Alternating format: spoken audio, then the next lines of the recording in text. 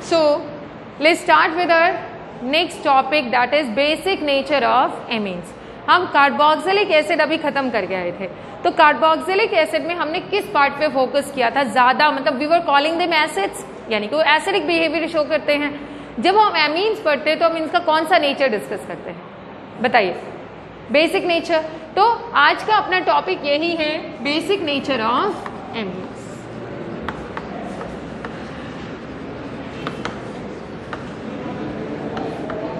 कि एमीन्स का basic nature क्या है, कैसे है, क्यों ये बेस की तरह बिहेव करते हैं। तो बेसिक नेचर समझने से पहले हमें इनका स्ट्रक्चर समझना पड़ेगा। अगर हम एमीन्स बोले तो एमीन्स कहीं ना कहीं अमोनिया से रिलेटेड है। This is ammonia molecule. अगर अमोनिया को हम देखें तो it is having 3 hydrogens present on nitrogen and a lone pair of electrons. अगर हम इस अमोनिया मॉलिक्यूल में एक हाइड्रोजन को रिप्लेस कर देते हैं R ग्रुप से, and 2 of the hydrogen remain as such, ये as such रहते हैं with the lone pair of electrons। तो ये अमोनिया था, ये क्या बन चुका है, एमीन। नेक्स्ट पे चलते हैं। अगर मान लीजिए 2 हाइड्रोजन रिप्लेस कर देते हैं हम R से and 1 remain as such, this is also amine। और नेक्स्ट चलते हैं। now the nitrogen we replace all 3 hydrogens with hydrogen having lone pair। now this is primary amine, degree is 1, its degree is 2 and its degree is 3। all of them are, the similarity is that all of them are having a lone pair of electrons। सबके पास एक lone pair है, और ये lone pair इनकी खास बात है, क्योंकि इस लोन पेयर की वजह से इनका कौन सा नेचर ये एग्जिबिट करते हैं, they exhibit their basic nature. तो लोन पेयर की वजह से बेसिक नेचर है, इसीलिए हमारे लिए एमीन्स इतने इंटरेस्ट के हैं। अब इन सब में हाइब्रिडाइजेशन बताइए मुझे क्या होगा। अगर हम डिस्कस करते हैं अमोनिया का हाइब्रिडाइजेशन, तो अमोनिया का हाइब्रिडाइजेशन क्या होगा बेटा, बताइए। What will be the hybridization of ammonia, nitrogen in ammonia, sp3, right. क्या है, sp3। अगर कभी आपको कंफ्यूजन भी हो हाइब्रिडाइजेशन निकालने में, आपको क्या करना है, इट्स वेरी वेरी सिंपल। मैं अमोनिया पे बाद में पहुंचती हूँ, पहले मैं एक बार H2O मॉलिक्यूल लेती हूँ। आपने चूज करना है सेंट्रल एटम, सबसे बहुत सिंपल है, वेरी ट्रिकी। अब सेंट्रल एटम ऑक्सीजन है, यहाँ पे ऑक्सीजन के वैलेंस शेल के इलेक्ट्रॉन्स बताओ कितने हैं, 6। ऑक्सीजन के वैलेंस शेल में कितने इलेक्ट्रॉन्स हैं, 6। आप लिखो वैलेंस शेल के इलेक्ट्रॉन। फिर आप यूं देखो उससे कितने मोनोवैलेंट एटम बॉन्डेड हैं। मोनोवैलेंट का मतलब जो एक बॉन्ड बनाएगा, जैसे हाइड्रोजन, जैसे हेलोजन्स, ये सारे किस कैटेगरी में आते हैं, मोनोवैलेंट की में। तो ऑक्सीजन से कितने मोनोवैलेंट एटम जुड़े हैं, तो उनको ऐड कर दो, राइट बेटा। अब उसको क्या कर दोगे आप, टोटल को 2 से डिवाइड करोगे। आपने सिंपली यही करना है, सेंट्रल एटम ढूंढो, उस सेंट्रल एटम के वैलेंस शेल के इलेक्ट्रॉन्स ढूंढो, उसमें नंबर ऑफ मोनोवैलेंट एटम जोड़ो and you just divided by 2। आपका क्या आता है नंबर यहाँ पे, 4। क्या नंबर आएगा, 4 फिंगर्स ऐसे आप उठाइए, and if you look at your fingers you know that in hybridization s is necessary. S तो फर्स्ट ऑर्बिटल है, एस के बाद किसका नंबर आता है, पी का। सो एस, और देखो टोटल कितने हैं ये पेयर, 4 नंबर आए तो 4 फिंगर्स। 4 में से पहला क्या हो गया, एस, और ये बचे हुए 3 क्या हो गए, P3। तो हाइब्रिडाइजेशन क्या आ गया बेटा, sp3। साथ में आप ये चेक कर लो, अगर 4 टोटल पेयर्स हैं तो 4 में से बॉन्ड पेयर कितने और लोन पेयर कितने हैं। तो 4 में से आप मुझे बताओ बॉन्डेड कितने एटम है, ऑक्सीजन से कितने एटम बॉन्डेड हैं। तो बॉन्ड पेयर कितने आ गए बेटा, 2, और लोन पेयर कितने आ गए, 2। 4 पेयर टोटल हैं, जिसमें से बॉन्ड पेयर आ गए 2 और लोन पेयर आ गए 2। तो ये हो गया हाइब्रिडाइजेशन, आ गया sp3। sp3 के हिसाब से ज्योमेट्री क्या होनी चाहिए थी, टेट्राहेड्रल, बट टेट्राहेड्रल में 2 क्या आ गए हैं, लोन पेयर ऑफ इलेक्ट्रॉन्स। तो उसकी ज्योमेट्री क्या बन जाती है, H2O में होना ये चाहिए था oxygen, but 2 he bond pair है, 2 क्या बन गए हैं, लोन पेयर। तो ज्योमेट्री क्या बन गई है, V शेप। ठीक है, अब चलते हैं अमोनिया पे। एमीन का भी वही सिमिलर होगा। एक बार अमोनिया को चेक करते हैं। सेंट्रल एटम क्या है, नाइट्रोजन। नाइट्रोजन के वैलेंस शेल में कितने इलेक्ट्रॉन्स हैं, 5।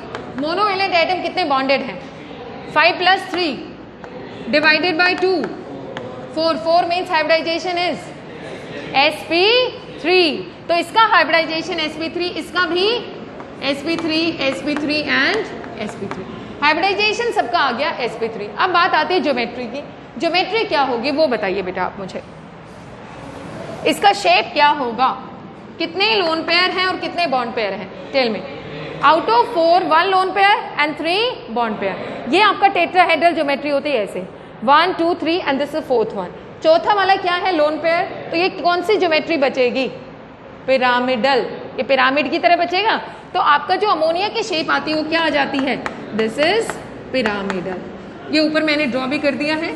सो ज्योमेट्री या शेप इसका क्या आ जाएगा, पिरामिडल। और बाकी सबका भी शेप क्या है बेटा, पिरामिडल। ये चीज क्लियर हुई, इन सब का शेप पिरामिडल है और इन सब पे एक लोन पेयर अवेलेबल है। और एक चीज और आप यहां से समझ लो, सारे एमीन्स में हमने कौन से ग्रुप को जोड़ा है, यहाँ पे आर ग्रुप। और आर ग्रुप का कैसा इफेक्ट होता है बताइए बेटा, आर ग्रुप का इफेक्ट क्या होता है, प्लस आई से वो इलेक्ट्रॉन देता है या इलेक्ट्रॉन लेता है, वो इलेक्ट्रॉन देगा प्लस आई से वो हमेशा इलेक्ट्रॉन्स को डोनेट करेगा।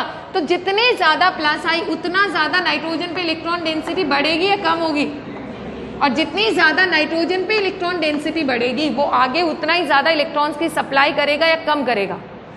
और जितना ज्यादा इलेक्ट्रॉन्स की सप्लाई करने का मतलब क्या होता है, ज्यादा बेसिक या कम बेसिक, ज्यादा बेसिक। तो इस चीज का आपने ध्यान रखना है। तो ये हो गया स्ट्रक्चर।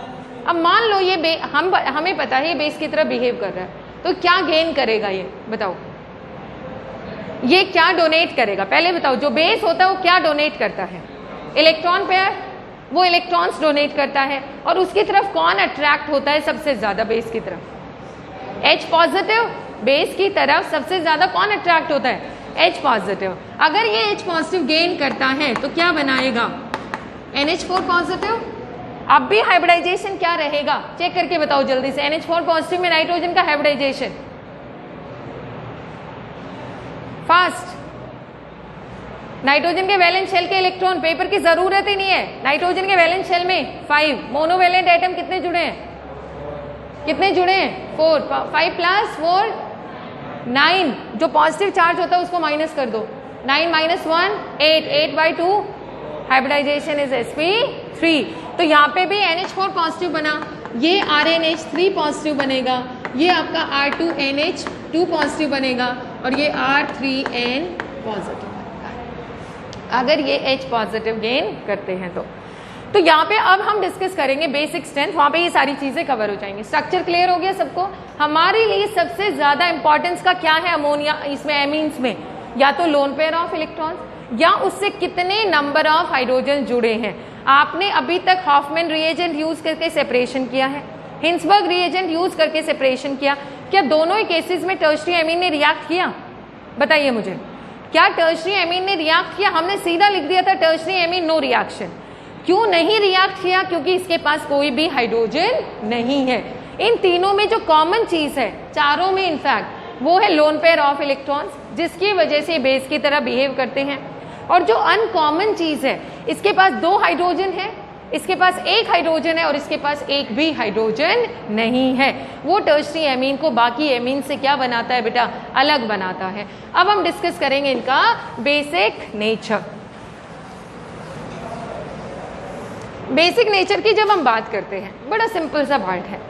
बेस क्या करता है, आप मुझे आंसर करते जाइए जल्दी जल्दी। बेस इलेक्ट्रॉन डोनेट करता है, राइट। यानी उसके पास इलेक्ट्रॉन होने चाहिए या नहीं होने चाहिए, होने चाहिए। अब एक ये बेस है, सपोज करिए दिस इज द बेस, ये कोई बेसिक मोइटी है, इसको आगे इलेक्ट्रॉन डोनेट करनी है, डोनेट करना चाहेगा तभी हम बोलेंगे इसको बेस है। अगर ये इलेक्ट्रॉन डोनेट करता है, इफ डोनेट्स इलेक्ट्रॉन, ठीक है, तो इसको हम बोलेंगे बेस। अब मान लो हम इस बेस से ऐसा कुछ बैकअप लगा दें कि यहाँ से इसको इलेक्ट्रॉन मिले, यहाँ से हम इसको इलेक्ट्रॉन्स की सप्लाई दें, सपोज करो बेटा। तो आप खुद सोचो, इसके ऊपर इलेक्ट्रॉन डेंसिटी, इसका पीछे का बैकअप अगर स्ट्रॉन्ग रहा, इलेक्ट्रॉन्स इसको मिले, तो क्या इस पे इलेक्ट्रॉन डेंसिटी बढ़ेगी या कम होगी? और अगर बढ़ेगी तो आगे और सप्लाई दे पाएगा या कम सप्लाई देगा? तो अगर कोई भी बेस है तो वो किस ग्रुप के जुड़ने से उस और ज्यादा बेसिक होगा, इलेक्ट्रॉन डोनेटिंग या इलेक्ट्रॉन विड्रॉइंग? तो अगर बेस से अगर इलेक्ट्रॉन डोनेटिंग ग्रुप जुड़ा है तो उसका बेसिक स्ट्रेंथ हमेशा क्या होगा बेटा, इंक्रीज होगा। क्यों? क्योंकि वो इसको इलेक्ट्रॉन्स की सप्लाई देगा।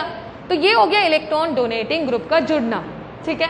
अब सपोज करो बेस से कोई ऐसा ग्रुप जुड़ा है जो इलेक्ट्रॉन लेगा, खुद इलेक्ट्रॉन्स ले रहा है, तो ये ग्रुप क्या बोला जाएगा? कोई ऐसा ग्रुप जुड़ गया जो इलेक्ट्रॉन विड्रॉइंग ग्रुप हो, विड्रॉ करेगा, तो क्या वो बेस के पास इलेक्ट्रॉन रहने देगा?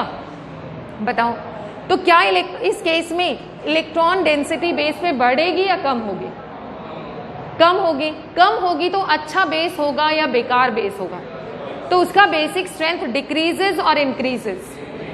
उसका बेसिक स्ट्रेंथ हमेशा क्या होगा बेटा? That always decreases. ये चीज क्लियर हुई? बेस है, उसको जितना पीछे से इलेक्ट्रॉन्स मिलेंगे वो आगे उतनी अच्छी सप्लाई देगा, that will behave like a strong base. और अगर यहाँ पे पहले ही उससे इलेक्ट्रॉन लेने वाले ग्रुप जुड़े हैं, आगे उतना इलेक्ट्रॉन नहीं सप्लाई कर पाएगा, तो उसका ऑब्वियसली बेसिक नेचर क्या होगा? बेसिक स्ट्रेंथ उसका क्या हो जाएगा? कम हो जाएगा। तो ये सारे फैक्टर्स, कौन अच्छा बेस है, कौन वीक बेस है, वो सारा अब हम यहाँ डिस्कस करने वाले हैं।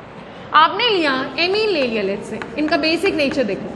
एमीन आपने ले लिया, आपने जैसे इसमें H2O डाला, एमीन का क्या नेचर है? बेसिक या एसिडिक? ये बेस की तरह बिहेव करेगा तो वाटर से किसको एब्स्ट्रैक्ट करेगा? वाटर आपको पता है जब भी आयनाइज होगा दो चीजों में, किस किस में? H positive and OH negative. तो अगर वाटर में से H पॉजिटिव भी और OH नेगेटिव भी, तो बेस किसको एब्स्ट्रैक्ट करेगा? H पॉजिटिव को। क्या बनाएगा बेटा? RNH3 positive. बच क्या गया? OH negative. अब मुझे बताओ ये क्या बहुत स्ट्रॉन्ग बेस है जैसे NaOH KOH है, ऐसे ये वीक बेस है? वीक है तो वीक होने से इसका डिग्री ऑफ डिसोसिएशन तो कम है, राइट? इसका जो डिग्री ऑफ डिसोसिएशन या एसोसिएशन जो है वो कम है इसका, तो कम आयनाइज होगा। कम होगा तो क्या होगा? This will be in equilibrium और इन वन वे। इक्विलिब्रियम में होना चाहिए, और क्योंकि ये बेसिक है तो इसका इक्विलिब्रियम कांस्टेंट को हम Kb लिख देते हैं। Kb का एक्सप्रेशन बताइए क्या बनेगा? प्रोडक्ट का concentration RNH3 positive into OH negative divided by RNH2। Do we need to write water और we can consider this as a constant? इस कांस्टेंट में इंक्लूड कर देते हैं हम, वाटर को 1 लिख देते हैं ना, क्योंकि वाटर इतना बल्क में है कि अगर थोड़ा बहुत पानी यूज भी कर लिया तो कोई फर्क नहीं पड़ेगा, समुद्र की तरह होता है यहाँ पे पानी, ठीक है? तो Kb को अगर हम देखें, Kb क्या OH नेगेटिव के डायरेक्टली है या इनवर्सली है? डायरेक्टली। तो कोई बेस ज्यादा अच्छा बेस कब होता है? जब जो ज्यादा OH नेगेटिव लिबरेट करता है, कम OH नेगेटिव। आप वो वाला टाइम याद करिए बेटा जब आपने एसिड बेस का कॉन्सेप्ट पढ़ना शुरू किया था। आपके हिसाब से एसिड क्या होता था? फर्स्ट डेफिनेशन जो आपने सीखी होगी, एसिड जो क्या लिबरेट करे? H positive. और बेस जो क्या लिबरेट करे? OH negative. ये तो बाद में आपने पढ़े ना, इलेक्ट्रॉन डोनर, इलेक्ट्रॉन एक्सेप्टर, ये सारी चीजें। तो अगर हम एक बेस की बात करते हैं तो बेस की क्या खास बात होती है कि जो बेस जितना ज्यादा OH नेगेटिव लिबरेट करेगा वो उतना ही अच्छा बेस होगा। तो यहाँ पे Kb क्या है? Kb is directly proportional to concentration of OH negative. और अगर इसके डायरेक्टली प्रोपोर्शनल है, इसका मतलब जितना ज्यादा Kb उतना ज्यादा स्ट्रॉन्ग बेस या उतना week?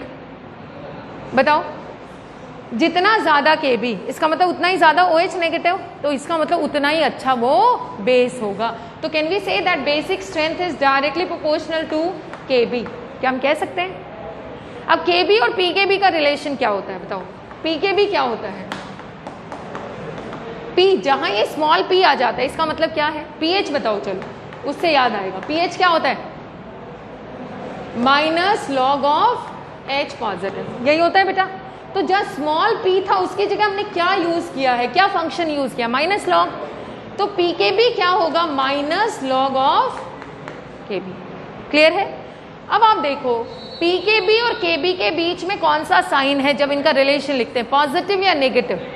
Negative makes them inverse. Negative हमेशा उसको क्या बनाता है? इनवर्स बनाता है। तो यहाँ पे क्या रहा? Pkb और Kb का रिलेशन क्या है? डायरेक्ट या इनवर्स?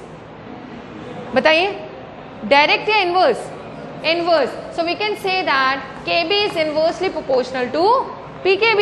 इनवर्सली हो गया है, तो यहाँ पे हम लिख सकते हैं बेसिक स्ट्रेंथ Kb के डायरेक्टली है और Pkb के इनवर्सली है। क्लियर हुआ?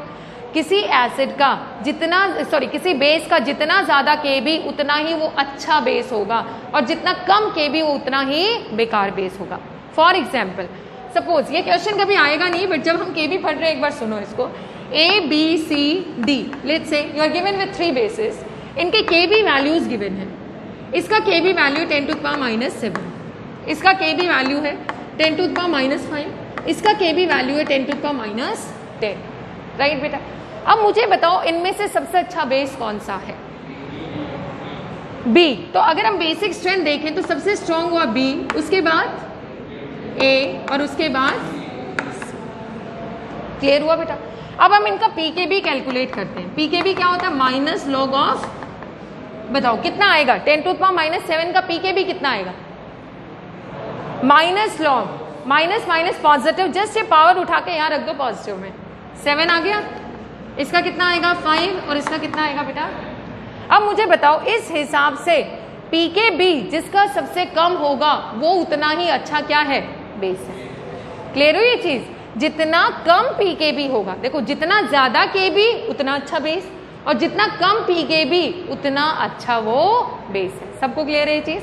KB और PKB का रिलेशन बेसिक स्ट्रेंथ के साथ। अब हम आगे बढ़ के देखते हैं कैसे हम अलग, अब मैं प्रॉब्लम्स करवाऊंगी आपको, आपने बस सिंपल इस चीज का ध्यान रखना है। अगर किसी ग्रुप से इलेक्ट्रॉन देने वाला ग्रुप जुड़ा है किसी पर्टिकुलर मोइटी से, तो बेसिक स्ट्रेंथ बढ़ाएगा या कम करेगा? बताओ। बढ़ाएगा। और विड्रॉ करने वाला जुड़ा है तो वो कम करेगा, राइट। तो ये चीज का ध्यान रखते हुए let's solve some problems based on basic strength of amines. ठीक है, आपने सिंपली क्या ध्यान रखना है? Electron donating groups increases KB, KB बढ़ेगा तो बेसिक स्ट्रेंथ बढ़ेगा। Electron withdrawing groups decreases KB, वो KB को क्या करेंगे? डिक्रीज करेंगे। इस चीज का ध्यान रखना है आपने। सबसे पहला केस लेते हैं बेटा, हम कंपैरिजन करते हैं, प्रॉब्लम बेस्ड ही चलेगा पूरा lecture. NH3 and RNH2, tell me which one is more basic out of the two? ये बोर्ड लेवल का क्वेश्चन है आपका। NH3 और RNH2, RNH2 is stronger base than NH3 and the reason is R is electron donating through which effect, वो आपको बताना पड़ेगा। Through plus I, right बेटा।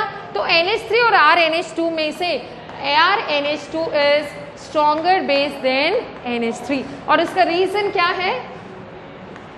Due to plus I effect of R group. R group के plus I effect की वजह से क्या होगा? Electron density on nitrogen increases और decreases? Increases. So its KB value also. भाई ये NH3 है, NH3 में कोई ऐसा ग्रुप नहीं है जो उस पर इलेक्ट्रॉन डेंसिटी बढ़ाए, जैसा है वैसे का वैसा है। RNH2 में देखो 2 हाइड्रोजन, कोई इफेक्ट नहीं डालेंगे, इधर R ग्रुप है और ये लोन पेयर। R का कौन सा इफेक्ट होता है बेटा? प्लस आई। तो आप ये लाइन तो मान लो ये बोर्ड में क्वेश्चन आ जाए, ये लाइन तो लिखेंगे ही, और साथ में ये अगर ड्रॉ कर दिया ना तो टीचर ये लाइन भी नहीं पढ़ेगा, examiner will just look at your structures कि बच्चे ने करेक्ट एक्सप्लेनेशन दिया है। क्लियर हुआ बेटा? तो RNH2, तो क्या हम कह सकते हैं in general, many not always, generally alkyl amines are stronger base than ammonia. क्या हम कह सकते हैं? तो यहाँ पे एक स्टेटमेंट हम बना देते हैं, alkyl amines are stronger base than NH3। Clear हो गया बेटा? एल्काइल एमीन्स हमेशा स्ट्रॉन्ग बेस होंगे अमोनिया से। रीजन क्या है? Due to plus I effect of R group, electron density on nitrogen increases, so its basic nature also increases। अब comparison second comparison है आपका किसका? NH3 एंड एनिलीन, इन दोनों को हम कंपेयर करते हैं बेटा। बताइए which will be strong base?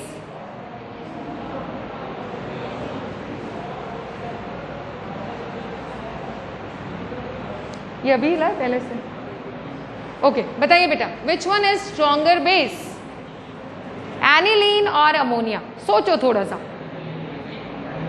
Aniline okay या अमोनिया?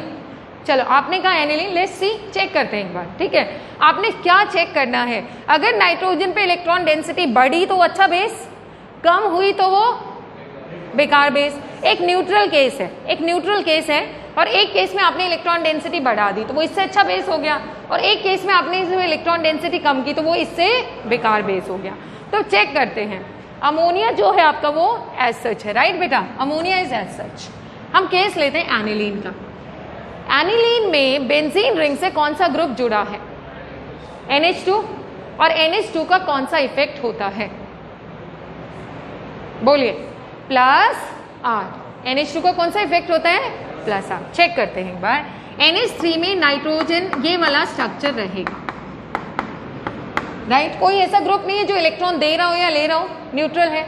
ये वाला केस देखिए, एनिलीन में अगर हम चेक करें NH2, nitrogen is having a lone pair of electrons, क्या ये रेजोनेंस शो करेगा NH2 ग्रुप?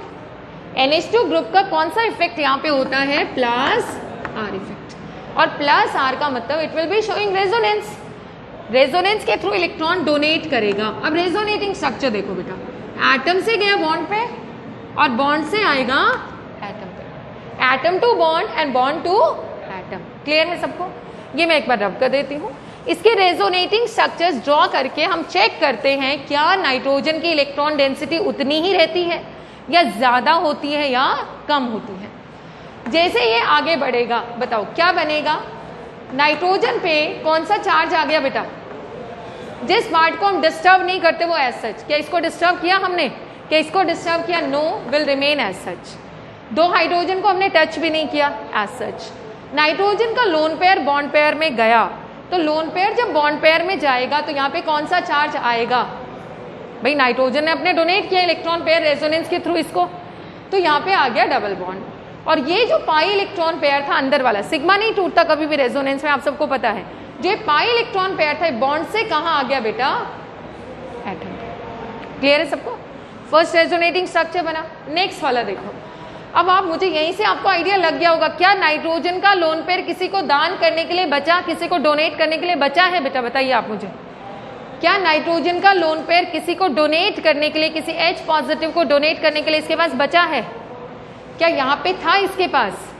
तो कौन ज्यादा बेसिक होगा दोनों में से? अमोनिया और aniline. Ammonia is more basic. बाकी देखते हैं हम लोग आगे। अब जैसे नेक्स्ट रेजोनेटिंग स्ट्रक्चर पे, बेसिकली ये जो इलेक्ट्रॉन्स है ना, ये एक जगह रहना नहीं चाहते, they want to get delocalize. जितना घूमने को मिलेगा ये घूमना चाहते हैं, तो इनको मिला स्पेस बेंजीन रिंग में, तो ये बड़ा हैप्पीली दे आर मूविंग। तो ये यहाँ से यहाँ से यहाँ चले गए। अब atom to bond and bond to atom. और रेजोनेंस कौन सी पोजीशन पे होता है? Ortho, para, meta, all three, और just ortho para? Ortho and para. देख लेते हैं एक बार फिर से हम लोग, क्या बनेगा? ये आया, इस पार्ट को नहीं टच किया एज सच, यहाँ भी नहीं टच किया एज सच। ये एटम टू बॉन्ड यानी कि डबल बन गया, और यहाँ पे क्या आ गया? Negative charge. In the next case what happens? This goes there and this comes back. क्या बन गया बेटा? ये नहीं टच किया, नहीं हमने डिस्टर्ब किया, as such negative and double bond. अब मुझे बताओ लास्ट केस, ये वापस, और ये अपनी जगह वापस पहुंच गया, क्या बन गया? NH2 double double double. इन सारे रेजोनेटिंग स्ट्रक्चर्स को देख के पहले तो ये बताओ, नेगेटिव चार्ज कहाँ कहाँ घूमने गया? ऑर्थो, पैरा, मेटा में से ortho and para. And that is the reason we always say that resonance take place only at ortho, para and ortho, never at meta. Meta पे कभी भी रेजोनेंस नहीं होता। दूसरा, इसका जो इलेक्ट्रॉन पेयर था, क्या वो पूरे रिंग में घूम रहा है कि नहीं घूम रहा? Electron pair is delocalized due to which effect? Due to plus R effect of NH2 group. पूरे रिंग में घूम रहा है, तो डीलोकलाइज तो है नहीं, उतना फ्रीली अवेलेबल नहीं है किसी को डोनेट करने के लिए। तो इसका बेसिक स्ट्रेंथ, अगर हम इसका रेजोनेंस हाइब्रिड बनाते हैं, क्या बनेगा?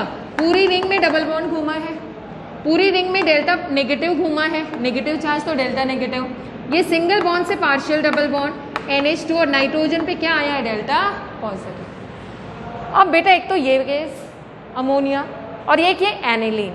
अब आप खुद बताइए मुझे, दोनों को कंपेयर करके किस केस में कौन ज्यादा अच्छा डोनर है इलेक्ट्रॉन्स का, A या B? कौन ज्यादा अच्छा डोनर है इलेक्ट्रॉन्स का? डोनर का मतलब बेंजीन रिंग को डोनेट नहीं करना है इसको। एक बेस किसको डोनेट करता है? किसी इलेक्ट्रॉन नीडी स्पीसीज को, यानी कि H पॉजिटिव जैसे स्पीसीज को।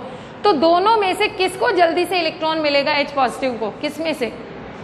A में से, यानी कि अमोनिया में से।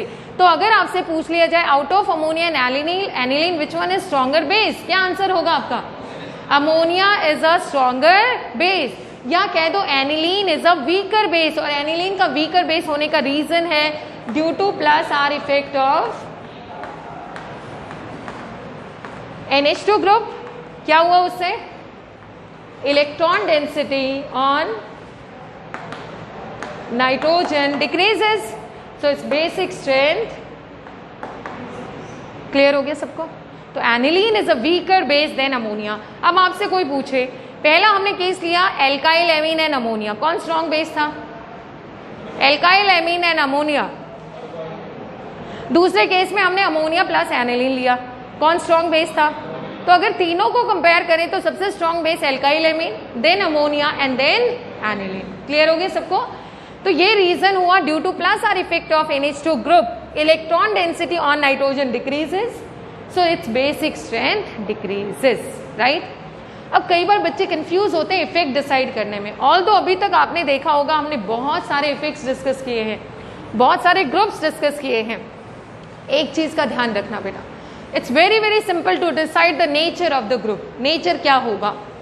आपने क्या चेक करना है? बेंजीन रिंग से जो भी ग्रुप जुड़ा है, जो भी ग्रुप जुड़ा है जी, कुछ भी है, it can be any, it can be OH, it can be NO2, कोई भी ग्रुप हो सकता है। आपने क्या चेक करना? अगर G के पास लोन पेयर है, अगर G के पास लोन पेयर है तो वो हमेशा प्लस R शो करेगा। इस चीज का ध्यान रखना। किसकी तरफ प्लस R शो करेगा? बेंजीन की तरफ, मतलब उसका इलेक्ट्रॉन पेयर बेंजीन रिंग की तरफ जाएगा। क्लियर है? जैसे अगर मैं लिखूं बेंजीन रिंग से हम जोड़ दें OCH3, बताओ क्या ऑक्सीजन पे लोन पेयर है? यहाँ पे ऑक्सीजन पे लोन पेयर है, तो होने की वजह से इसका कौन सा इफेक्ट एक आएगा? दूसरा क्या चेक करोगे? ये जो एटम बेंजीन रिंग से जुड़ा है, बेंजीन रिंग में किस एटम से जुड़ा है? कार्बन से। भाई बेंजीन रिंग में सारे के सारे एटम क्या है? कार्बन।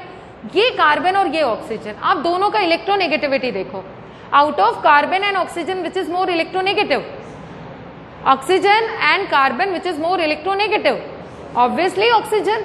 तो ऑक्सीजन माइनस I शो करेगा या प्लस I? ऑक्सीजन चाहता था तो इलेक्ट्रॉन विड्रॉ करना, लेकिन लोन पेयर की वजह से उसको, लोन पेयर उसका चाहता है मैं घूमूं, तो उसको इलेक्ट्रॉन पेयर क्या करना पड़ा? रेजोनेंस के थ्रू बेंजीन रिंग को देना पड़ा। लेकिन ऑक्सीजन क्या कार्बन से ज्यादा इलेक्ट्रोनेगेटिव नहीं है? है ना? तो यहाँ पे एक और इफेक्ट ये शो करता है माइनस। क्लियर है बेटा?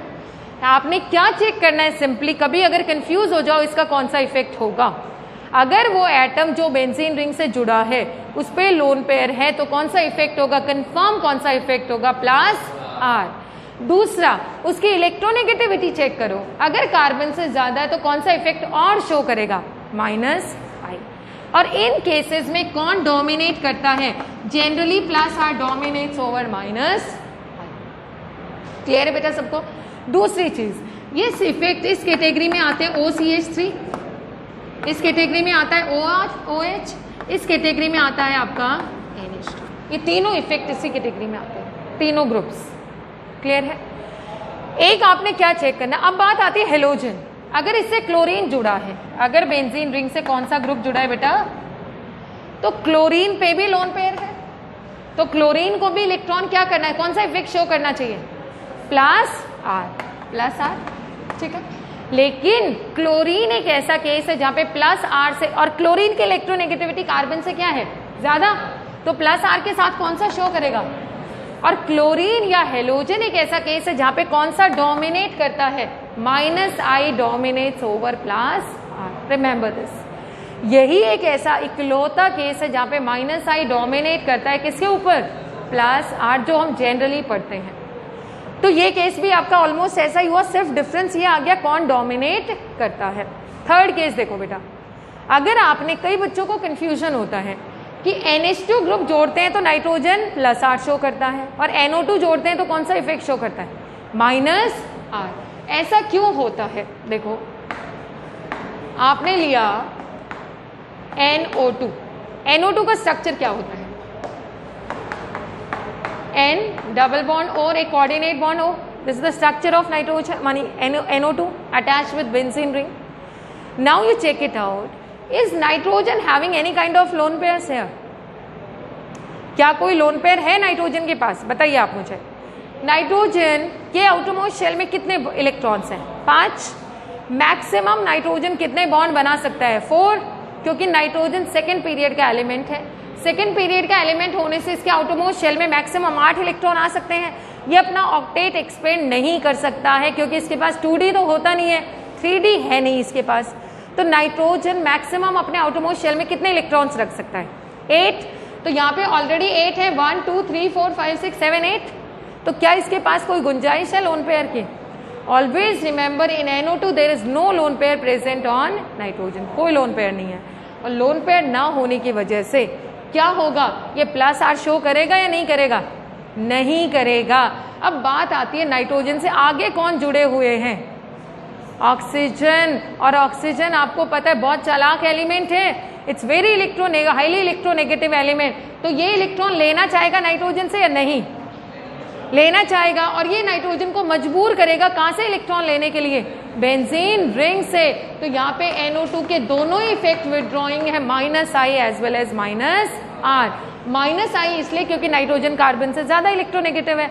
-R इसलिए क्योंकि नाइट्रोजन से आगे कौन जुड़ा है? ऑक्सीजन, जो कि विड्रॉ करेगा इलेक्ट्रॉन, इसलिए -I. और दोनों ही स्ट्रॉन्ग होते हैं.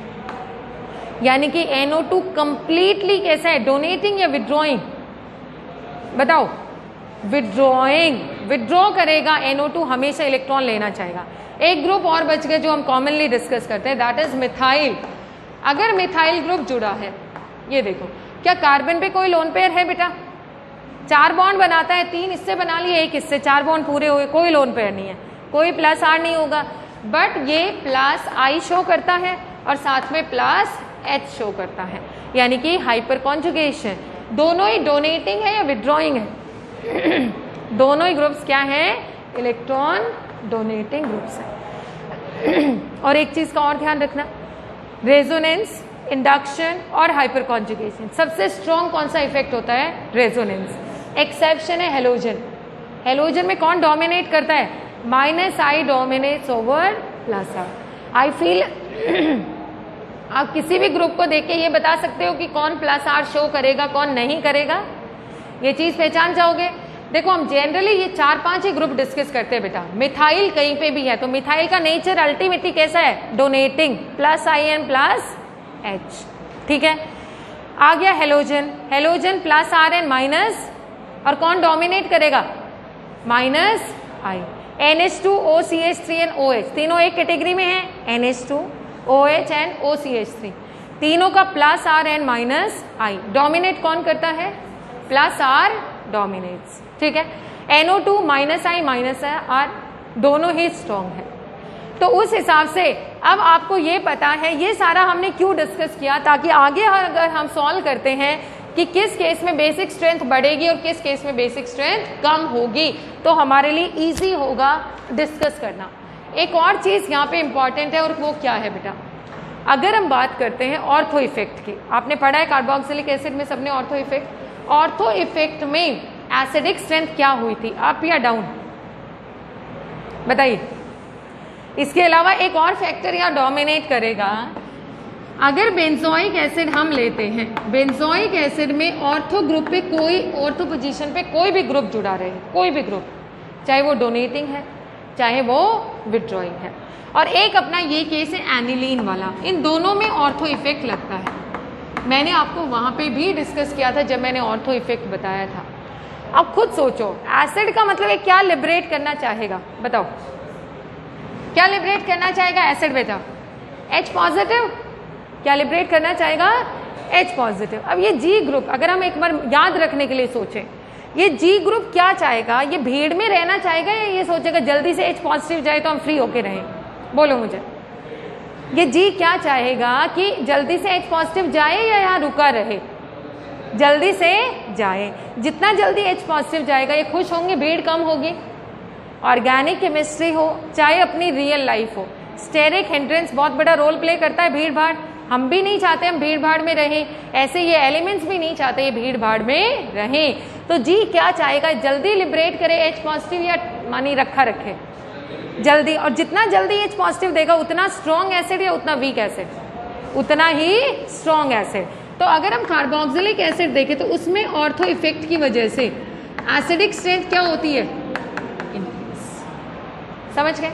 ऑर्थो पे चाहे जैसा ग्रुप हो, चाहे डोनेटिंग हो चाहे विड्रॉइंग हो, वो हमेशा एसिडिक स्ट्रेंथ को क्या करेगा। अब इधर आ जाओ बेटा, एनिलीन के केस में अगर कोई ग्रुप जी जुड़ा है, इसमें ऑर्थो इफेक्ट बताना कैसे अपना इफेक्ट डालेगा। अगर जी जुड़ा है ग्रुप, जी ग्रुप चाहे जैसा भी हो, अगर ये बेस का काम करेगा तो बेस का मतलब इससे आके कोई जुड़ेगा या ये अपना H पॉजिटिव लिबरेट करेगा। दो सिचुएशन है, इसमें ये H पॉजिटिव लूज करेगा एसिडिक का अगर काम करेगा, और अगर ये बेस है तो इसके लोन पेयर से आके कौन जुड़ेगा, H पॉजिटिव जुड़ेगा। H पॉजिटिव अगर इधर आता है, सपोज करो अगर H पॉजिटिव यहाँ आएगा तो भीड़ बढ़ेगी या कम होगी। तो क्या जी चाहेगा कि भीड़ बढ़े, तो जी क्या चाहेगा H पॉजिटिव आके इससे जुड़े। तो इस वजह से जी की वजह से इसका बेसिक स्ट्रेंथ क्या होता है, कम या ज्यादा। तो it's basic strength decreases, right बेटा। और अगर कभी बोर्ड में पूछ लिया जाए आपसे, सपोज करो इसका एक्सप्लेनेशन आप वीडियो देखना, मैंने ऑलरेडी डाला हुआ है। बाई चांस कभी बोर्ड में पूछ लिया जाए कि वाई इन केस ऑफ, या पूछो जस्ट सिंपली पूछ ले व्हाट इज ऑर्थो इफेक्ट, आप क्या बताएंगे, या तो एनिलीन का एग्जाम्पल ले लेना या कार्बोक्सिलिक एसिड का। It's very very simple definition, irrespective of the nature of the group present at ortho position, the acidic nature of benzoic acid get increased if some group is present at ortho position, बढ़ेगा। Reason due to steric and electronic effects, ये line learn कर लो बेटा, याद कर लो। Due to electronic and steric factors, आपने इससे ज्यादा कुछ नहीं लिखना, आपको पूरा एक्सप्लेन करके I told you everything in the video, just go through it कि क्या लॉजिक क्या होता है, फिर बोर्ड के हिसाब से that's enough. Just write down due to electronic and steric factors, fine. और एनिलीन का बेसिक स्ट्रेंथ ऑर्थो इफेक्ट की वजह से क्या होगा, डिक्रीज होगा, कम होगा, फाइन। अब इन सब का कॉम्बिनेशन लगा के हमें चेक करना होगा किसका बेसिक स्ट्रेंथ ज्यादा होगा। अब मैं प्रॉब्लम्स करवाती हूँ आपको, अब क्वेश्चन हम सॉल्व करेंगे। यहाँ तक समझ में आ गया। अगर किसी एन से इलेक्ट्रॉन डोनेटिंग जुड़ा है तो बेसिक स्ट्रेंथ बढ़ेगा, इलेक्ट्रॉन विड्रॉइंग जुड़ा है तो बेसिक स्ट्रेंथ कम होगा। चलिए, तो अभी तक जितना हमने डिस्कस किया, we can say that RNH2 strongest, उसके बाद अमोनिया, और उसके बाद आ गया आपका बेटा एनिलीन। सबको क्लियर हुआ? अब हम आगे बढ़ते हैं। मान लो हमने ये वाला केस लिया, CH3NH2, CH3 whole twice NH, तीसरा आ गया CH3 whole twice N, methylamine, dimethylamine and trimethylamine. This is primary, this is secondary and this is tertiary. आप बताना बेटा किसका बेसिक स्ट्रेंथ सबसे ज्यादा होना चाहिए, प्राइमरी का, सेकेंडरी का या फिर टर्शियरी का? सबसे ज्यादा किसका होना चाहिए, टर्शियरी का। Why? Due to plus I effect of R group. ये लग रहा है आपको? चलो चेक करते हैं एक बार। इस केस को आपने लिया, इसका बेसिक स्ट्रेंथ का ऑर्डर क्या आता है? इंटरेस्टिंगली देखना, हमने सोचा प्राइमरी सेकेंडरी टर्शियरी, ऑर्डर क्या आएगा? Secondary then primary then tertiary, this is the order, first case. दूसरा हमने बेटा ये वाला एमीन ले लिया, एक है आपके पास C2H5NH2, एक है आपके पास C2H5 होल ट्वाइस NH, और एक है आपके पास C2H5 होल थ्राइस N। एक ये वाला केस है, ठीक है। यहाँ पे ये प्राइमरी है, ये सेकेंडरी है और ये टर्शियरी। क्या ऑर्डर आना चाहिए? जो भी आप सोच रहे होंगे, कुछ बच्चे सोच रहे होंगे tertiary then secondary then primary, कुछ सोच रहे होंगे उसमें ये आ गया तो इसमें भी secondary then primary then tertiary. यहाँ पे ऑर्डर आपका आता है secondary then tertiary then primary, and it is very very important question. ये बहुत इंपॉर्टेंट क्वेश्चन है आपका, ध्यान रखना। जब मिथाइल एक कार्बन वाला ग्रुप जुड़ा है तो सबसे ज्यादा बेसिक स्ट्रेंथ तो हो गया बीच वाले का, सेकेंडरी का। उसके बाद मिथाइल में कितने कार्बन है बेटा?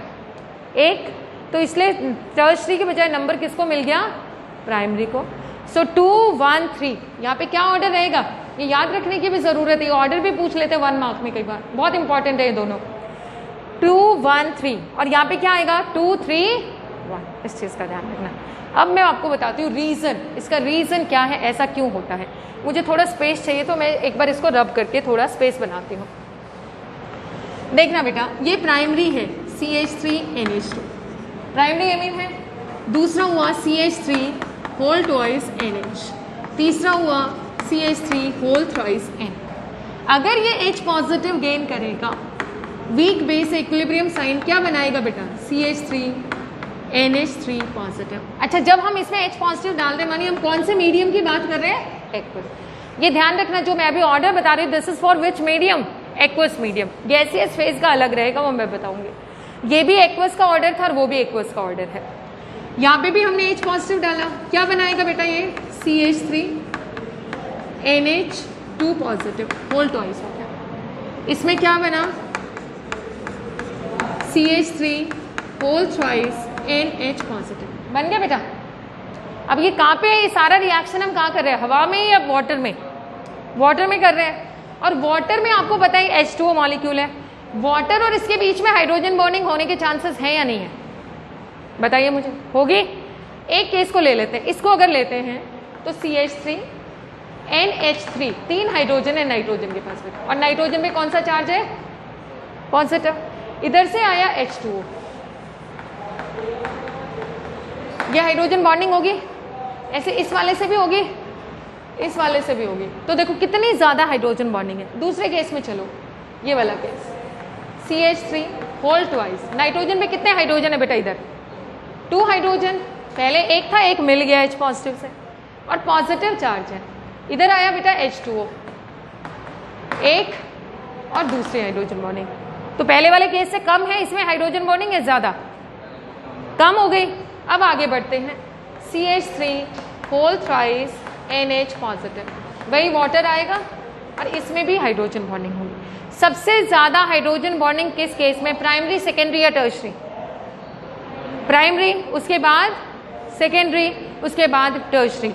इसके ऊपर पॉजिटिव चार्ज था, वाटर ने आके उसे हाइड्रोजन बॉन्डिंग करके कहीं ना कहीं उस पॉजिटिव चार्ज को न्यूट्रलाइज करने की कोशिश की है। तो water basically through intermolecular hydrogen bonding इसको क्या कर रहा है, स्टेबलाइज कर रहा है।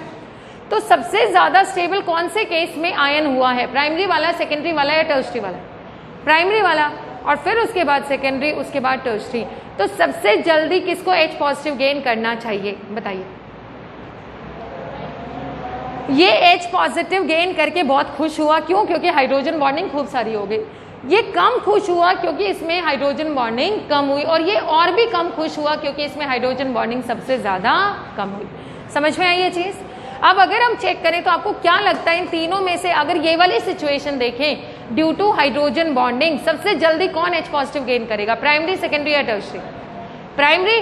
सबसे स्ट्रॉन्ग बेस कौन सा होना चाहिए हाइड्रोजन बॉन्डिंग की वजह से, प्राइमरी होना चाहिए। तो पहला फैक्टर, इसके बहुत सारे फैक्टर्स हैं, पहला फैक्टर है हाइड्रोजन बॉन्डिंग।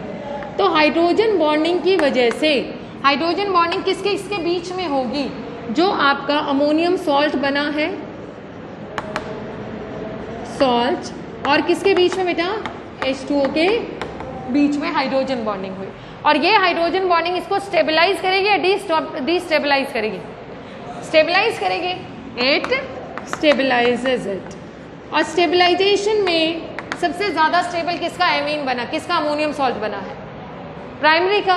तो सबसे ज्यादा स्टेबिलिटी ऑर्डर क्या आया, RNH3 पॉजिटिव ज्यादा स्टेबल हुआ, उसके बाद RNH2 पॉजिटिव, R2NH2 पॉजिटिव, और उसके बाद R3NH पॉजिटिव। ये स्टेबिलिटी ऑर्डर आ गया। तो इसके हिसाब से बेसिक स्ट्रेंथ का ऑर्डर क्या आएगा, बताओ। सबसे ज्यादा बेसिक किसको होना चाहिए, प्राइमरी, सेकेंडरी या टर्शरी, प्राइमरी। प्राइमरी का अमोनियम सबसे ज्यादा स्टेबल, तो प्राइमरी जल्दी से H पॉजिटिव गेन करेगा। तो ऑर्डर क्या होना चाहिए, primary, then secondary, and then. इधर भी सेम चीज चलेगी, इधर भी कौन सा रूल चलेगा मेरा, पहला factor due to hydrogen bonding. क्या ऑर्डर आना चाहिए, यही सारी चीजें होंगी इधर। ऑर्डर क्या आना चाहिए, primary, then secondary, and then. दूसरा फैक्टर चेक करते हैं। सेकेंड फैक्टर क्या होगा? सेकेंड फैक्टर आपका है बेटा स्टेरिक हिंड्रेंस। अब मुझे बताओ, जब इसके पास H पॉजिटिव आया तो यहाँ पे कितने मिथाइल ग्रुप है? एक। यहाँ पे कितना है बेटा? और यहाँ पे पहले से कितना है? तो H पॉजिटिव का मन, अगर हम हाइड्रोजन बॉन्डिंग वाला फैक्टर ना देखें, H पॉजिटिव सबसे पहले किसके इलेक्ट्रॉन पेयर को अप्रोच कर पाएगा? प्राइमरी वाले को, सेकेंडरी वाले को या टर्शरी वाले को? भीड़ भाड़ देखी आपने। प्राइमरी वाले केस में देखो ये है NCH3H। सेकेंडरी वाले में है NCH3CH3H और टर्शरी वाले में बेटा CH3CH3H। अब मुझे बताओ हाइड्रोजन किसके लोन पेयर को जल्दी से अप्रोच करेगा? प्राइमरी, क्योंकि भीड़ कम है। अगर हम भीड़ भाड़ देखें तो जल्दी से कौन अपना इलेक्ट्रॉन पेयर देगा हाइड्रोजन को? प्राइमरी। तो स्टेरिक हिंड्रेंस के हिसाब से बेसिक स्ट्रेंथ का ऑर्डर क्या होना चाहिए? प्राइमरी, उसके बाद सेकेंडरी और उसके बाद इधर भी स्टेरिक हिंड्रेंस की वजह से क्या होना चाहिए बेटा? Primary, then secondary and then. सबको क्लियर हो गई चीज? अब हम आगे बढ़ते हैं। थर्ड फैक्टर जिसकी वजह से हम कह रहे थे कि टर्शरी को होना चाहिए, plus I effect. Third factor क्या हुआ बेटा? Plus I effect of CH3 group. और उस केस में किसका हो जाएगा प्लस आई? इथाइल का, C2H5। प्लस आई की वजह से इलेक्ट्रॉन मिलेगा नाइट्रोजन को या इलेक्ट्रॉन जाएगा उसका? मिलेगा। यहाँ से 1 से मिला, यहाँ पे 2 से मिलेगा और यहाँ से 3 से। तो इलेक्ट्रॉन डेंसिटी किस केस में सबसे ज्यादा है नाइट्रोजन पे? टर्शरी। और जितनी ज्यादा इलेक्ट्रॉन डेंसिटी उतनी आगे सप्लाई।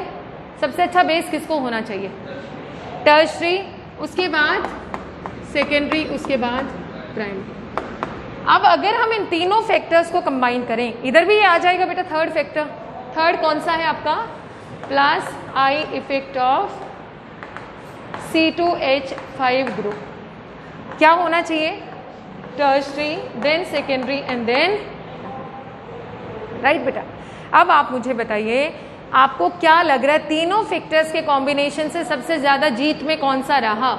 सबसे ज्यादा किसको फायदा मिला? प्राइमरी, सेकेंडरी या टर्शरी? बताओ।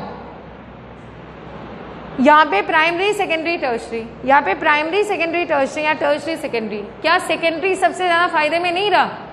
एक बार प्राइमरी आगे पहुंचा, एक बार टर्शरी आगे, सेकेंडरी तो वहीं का वहीं रहा ना। तो अगर हम देखें तीनों फैक्टर्स के कॉम्बिनेशन में सबसे ज्यादा बेसिक किसको होना चाहिए? सेकेंडरी। तो आप यहाँ पे क्या लिख देंगे? On combination of all 3 factors by combining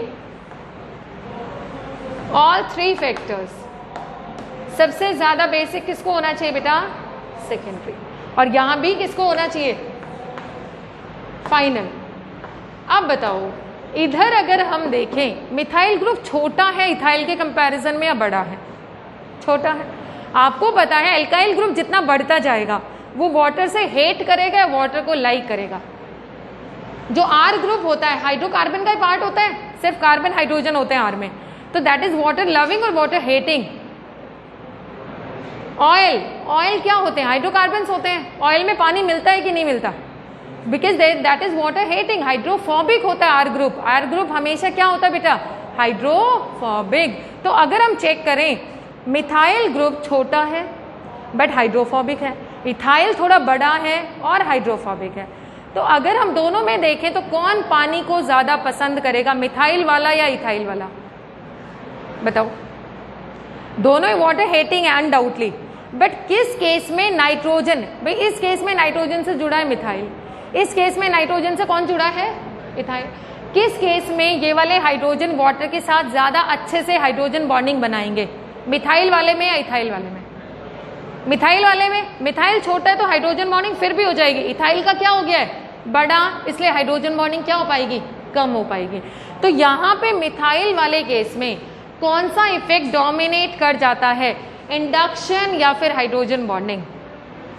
hydrogen bonding being small in size, in case of methyl hydrogen bonding dominates over induction.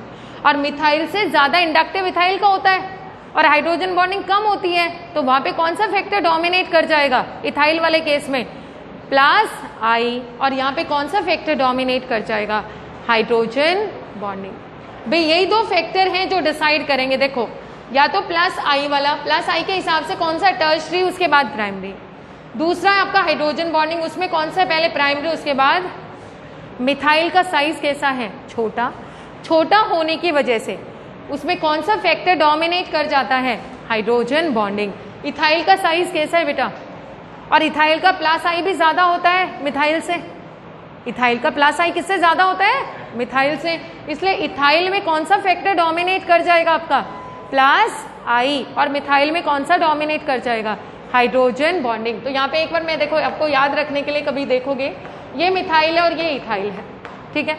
Hydrogen bonding अगर हम देखें तो किस केस में ज्यादा होगा?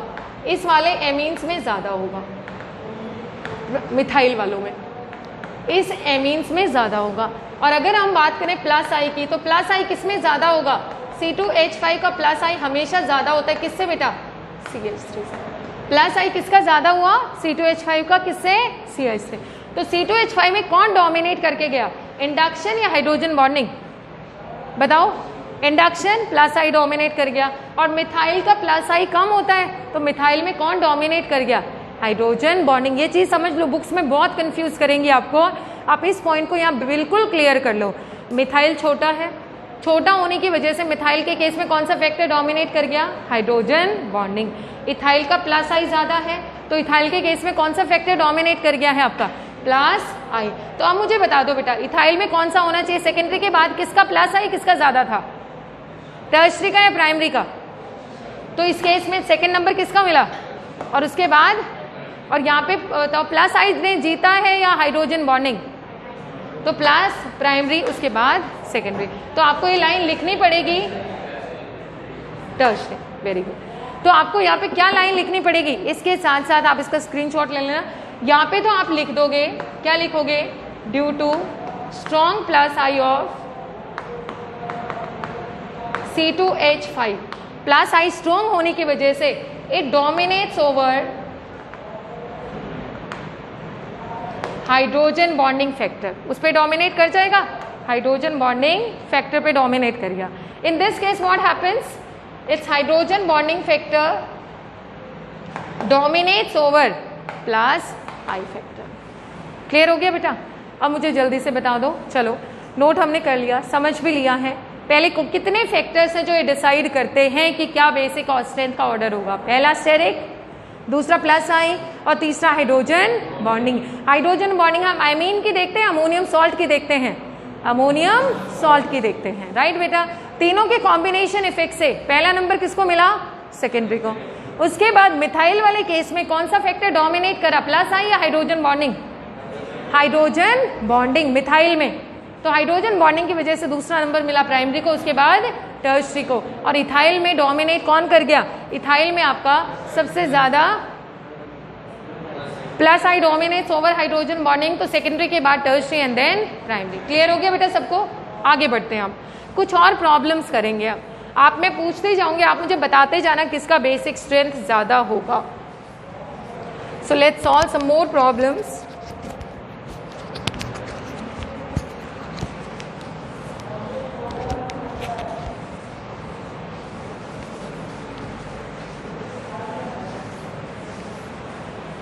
चलो बेटा, मैं यहाँ पे दो बेस लिखती हूँ। One is ammonia, sorry aniline,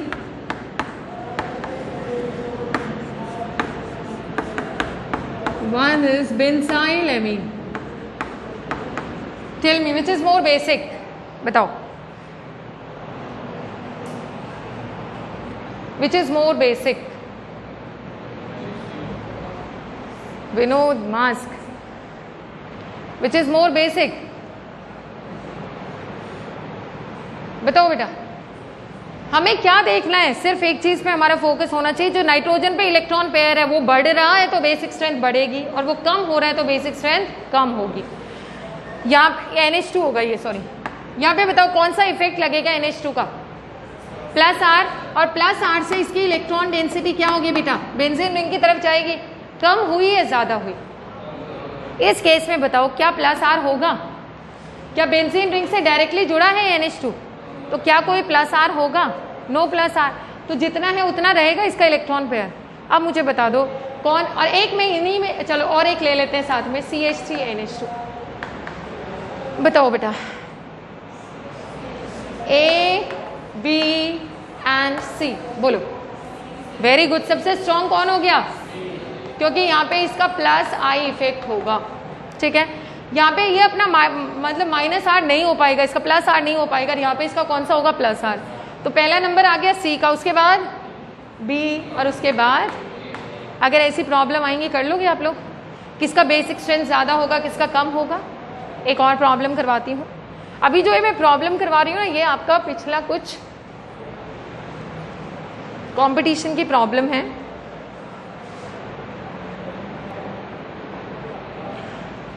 So these are few problems.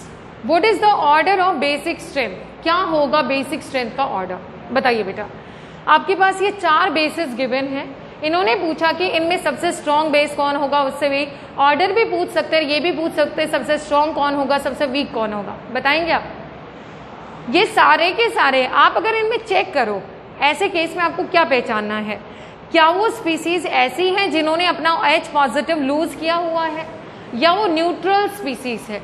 अगर हम इन सबको देखें तो इनको देख के क्या लग रहा है? जैसे इनका H पॉजिटिव जा चुका है सबका, यानी इनिशियली क्या रहे होंगे? बताइए। एसिड रहे होंगे इनिशियली, ये सारे क्या रहे होंगे? सबने किस तरह बिहेव किया है? एसिड की तरह। इसका सोल्यूशन देखो, उसमें H पॉजिटिव जोड़ो बेटा, क्या बनेगा? OH, पहला केस। दूसरे केस को पहले पहला क्वेश्चन सॉल्व करते हैं। दूसरे केस में जैसे हमने H पॉजिटिव जोड़ा, CH3 बन गया। तीसरे केस में जैसे H पॉजिटिव जोड़ा, NH3 बन गया। चौथे केस में जैसे H पॉजिटिव जोड़ा, फिनॉल बन गया, राइट। तो यानी कि इन एसिड्स के वो क्या है बेटा? Conjugate base. और एक स्ट्रॉन्ग एसिड का कॉन्जुगेट बेस हमेशा क्या होता है? वीक। और एक वीक एसिड का कॉन्जुगेट बेस हमेशा क्या होता है? स्ट्रॉन्ग। आप इन सबको देख के क्या कहते हो, सबसे स्ट्रॉन्ग एसिड कौन सा है? बताओ। ये कार्बोक्सिलिक है, ये सिंपल एल्केन है, ये अमोनिया है, और ये आपका फिनोल है। सबसे स्ट्रॉन्ग एसिड इन सब में कौन सा है? Carboxylic acid. 1 2 3 4। तो अगर मैं एसिडिक स्ट्रेंथ का ऑर्डर देखूं तो क्या आएगा? सबसे स्ट्रॉन्ग एसिड 1, उसके बाद फिनोल 2, उसके बाद देखो यहाँ पे हाइड्रोजन जाएगा कार्बन से, और यहाँ पे हाइड्रोजन जाएगा नाइट्रोजन से। कार्बन और नाइट्रोजन में कौन ज्यादा इलेक्ट्रॉन नेगेटिव है? नाइट्रोजन। तो नाइट्रोजन हाइड्रोजन से जल्दी इलेक्ट्रॉन लेगा। तो यहाँ पे अगर हम चेक करें, ये वाला हाइड्रोजन किस फॉर्म में जाएगा? H पॉजिटिव में। इसके कंपैरिजन में जल्दी जाना चाहिए। तो अगर हम देखें तो 3 और उसके बाद 2, ये इनका किसका ऑर्डर है बेटा? तो जो जितना स्ट्रॉन्ग एसिड उसका कॉन्जुगेट बेस उतना ही क्या होता है? वीक। तो बेस का ऑर्डर क्या आ जाएगा बताओ? सबसे स्ट्रॉन्ग बेस कौन हुआ? 2 का मतलब ये वाला 2, उसके बाद 3, उसके बाद 2 हमने 2 बार लिख दिया, ये 4 था यहाँ पे ना। 2 3 4 एंड देन आगे समझ में। वैसे भी एक चीज ध्यान रखना, RH यानी कि एल्केन और अमोनिया, एल्केन और अमोनिया का अगर एसिडिक नेचर कंपेयर करते हो तो ज्यादा एसिडिक है अमोनिया, वो जल्दी H पॉजिटिव लूज करेगा। तो कॉन्जुगेट बेस किसका अच्छा होगा? R का। R negative is always stronger base than NH2 negative. ये ध्यान रखना, R नेगेटिव हमेशा अच्छा बेस होता है किससे बेटा? NH2 नेगेटिव से। क्लियर हो गया ये? अब सेकंड क्वेश्चन पे चलते हैं।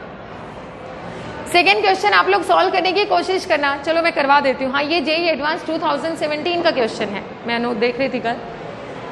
देखो बड़ा सिंपल है बेटा, 2000 अभी रिसेंट है, 2017 इतना भी पुराना नहीं है। ये NH2 है, यहाँ पे भी आपका नाइट्रोजन, सारे नाइट्रोजन पे, सब पे तो नहीं पर कईयों पे लोन पेयर होगा।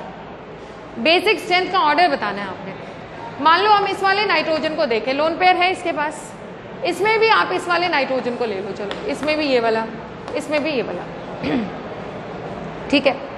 अगर हम इस नाइट्रोजन के लोन पेयर की बात करें बेटा, सिचुएशन समझना, हमें सबको पता है नाइट्रोजन पे हाइड्रोजन तो कोई इफेक्ट डालेगा नहीं, बचे हुए पार्ट को चेक करना है।